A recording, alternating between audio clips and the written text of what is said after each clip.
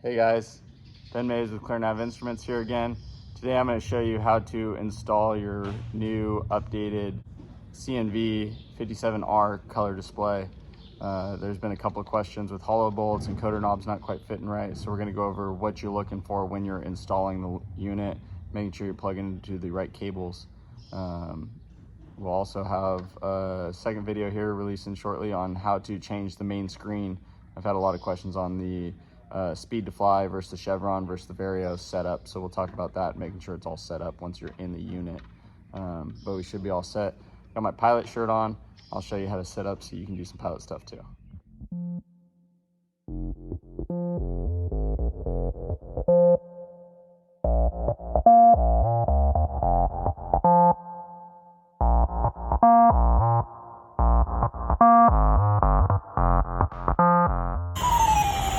Doesn't seem to be tapering off.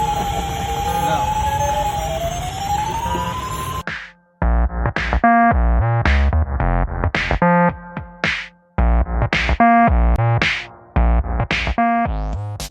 Alright, so today we're going to install the brand new ClearNav Vario 57 round color display. We've had a couple of people call in about not knowing how exactly to get this in or having fault in the encoder knobs and shafts. So we're going to go over what we're going to do when we get our new unit. So starting out, we're going to have 57R. If you're just replacing your old unit, you have two CAN connectors, and the third serial connector is just for factory use. So either of the two CAN ports are going to plug in right to where your old digital display was or your analog display. The same wire, same CAN cable is what we're going to use. So we need to start out with a flathead screwdriver. We're going to take off the end caps. You can either use your fingernail and get it out, or a little screwdriver carefully so we don't pop those pieces out, don't lose them. And we're going to find a little set screw right on the inside. Just a quick quarter turn and those will come out. Same thing on the other one. Make sure you keep all your pieces together. Quick quarter turn, the knobs come out. This is the part a couple of people are missing. The second piece is a hollow bolt, and those are our bottom securing portions. Before you remove those hollow bolts, feel the amount of play in your encoder shafts. These little shafts coming out of the encoder shaft. You want that same amount of play before and after the install. If it's hard up against or hard pressed because your holes are too small, or you have this thing just off and that encoder shaft is rubbing, you're not going to get free movement and your Vario is not going to work properly. So you can take out the two regular screws on top.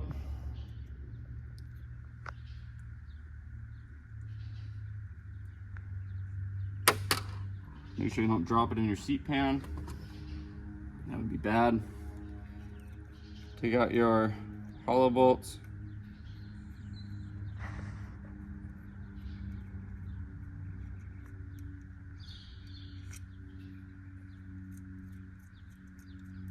There's two of them. And then if you're just doing a regular install, you may need to widen the bottom holes just a little bit for the hollow bolt. They should fit in the same spacing, but there is a possibility you might need to widen those holes. And just right from the back, stick it in. Make sure that the entire bezel rounded edge goes through. And then we're gonna start with the hollow bolts first. We're gonna get those in just hand tight, and you might have to wiggle for just a little bit of play. You don't have to come up hard on the hollow bolts. You just want it hand tight and secure.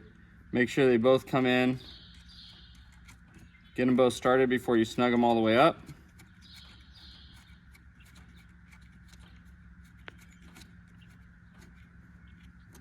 And again, make sure you have a little bit of free play in both the encoder shafts. This one's a little tight, so I'm going to back it off and just make small adjustments in here until they both have equal play. Then I'm going to go for my top screws. Make sure you get them both started first before you tighten either one up.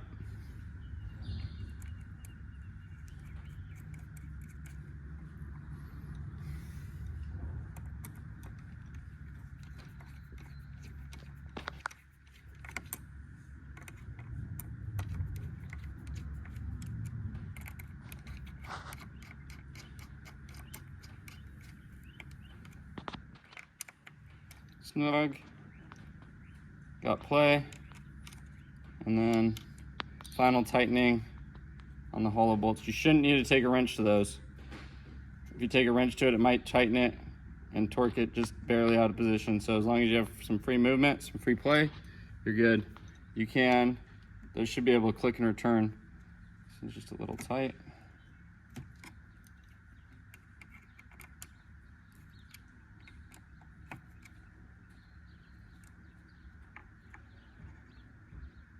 If you are having difficulty, you might even go switch the hollow bolts from side to side. Free play.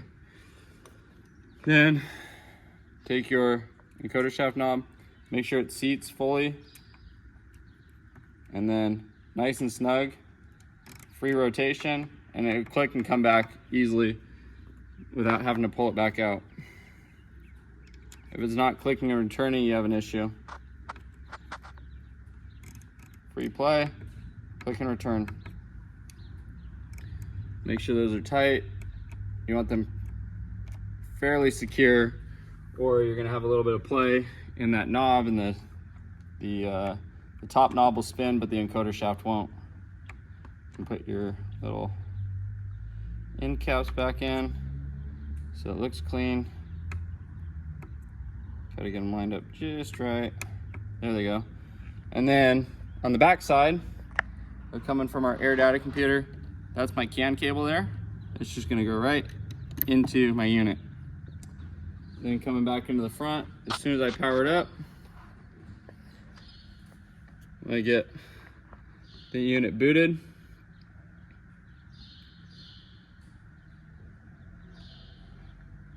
Seal good. I want to make sure both knobs spin.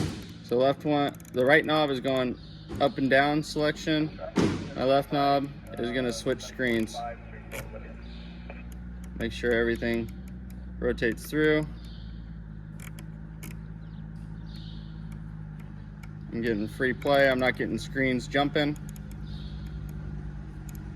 And everything's working. So if you're having difficulty, remember the biggest thing is the free play in the hollow bolts, and you might need to adjust or widen the holes just a little bit for nice free movement and clicking in the display. So that's how we install the 3.8, or the 3.8 software is on our color display. Remember to use that 3.8 software, and if you don't have it, send an email in. Otherwise, that's how we're going to install the new 57 round color display. Thank you. Hi, everybody. Hope that all made sense. If you have more questions, you can always contact us at clearnav.net. You can go and email, you can call in to Williams Soaring Center, or there's a new ClearNav forum that's out and available, so you can post to the forum if need be. Remember, if you're liking the content, you want to keep seeing more, make sure you hit the like and subscribe button on the bottom of the screen. And hope you guys are enjoying a good, safe 2023 soaring season, and enjoying your ClearNav product. Thank you. Have a great day.